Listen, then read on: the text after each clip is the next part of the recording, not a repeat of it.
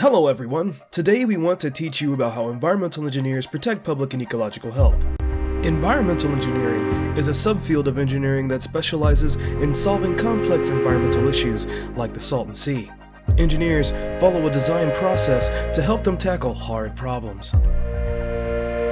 The engineering design process starts with first asking a question. What's the problem? Can we fix it? And how can we fix it? Second, you want to imagine the possible solutions and make the best choice. Third, make a plan and work out all the impacts your plan will have on the environment and the community. After establishing a good plan, you want to create it. Lastly, you want to improve your design. Make it work, then make it better, then make it bigger.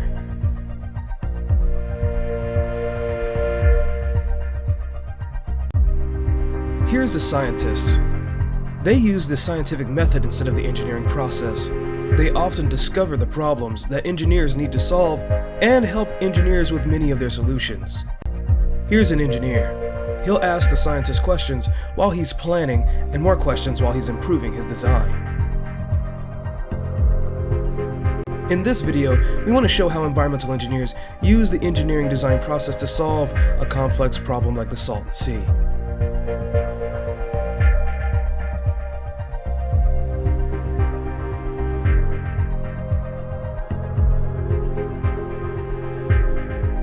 The problem we're going to introduce is the Salton Sea. It's currently the largest lake in California and was made in 1905.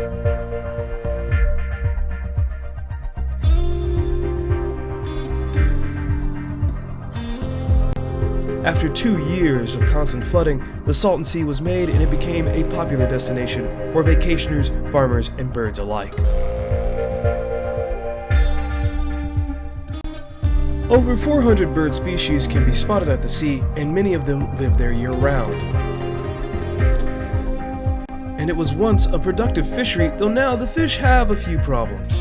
Currently, the Salton Sea is a bit of a mess. The lack of inflows and extreme heat in the region have made the sea shrink and become more salty. In addition, the lake has built up hazardous pollutants over time. There are often massive fish die-offs due to pollution, and the seabed, if exposed to air, could produce dust that is hazardous to both people and birds.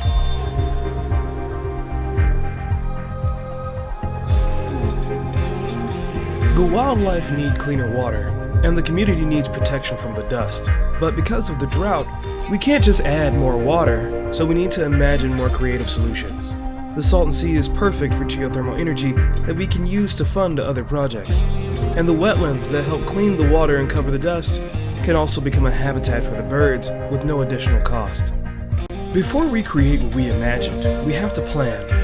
If we try to create first, this could happen. To plan, think about the requirements and long-term impacts of the project. Those ideas that we imagined earlier are actually being implemented, and here are some examples of real plans.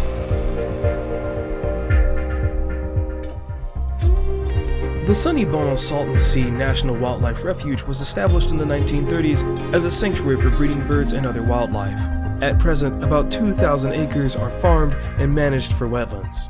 The Red Hill Bay project is going to cover 420 acres of exposed lake bed with water from the Salton Sea and nearby Alamo River, creating a wetland habitat for migratory birds and suppressing toxic dust that would otherwise pollute the air. Then there's the Salton Sea Known Geothermal Resource Area, and it has the most geothermal capacity in the United States and is already home to 10 geothermal plants with plenty of room for more.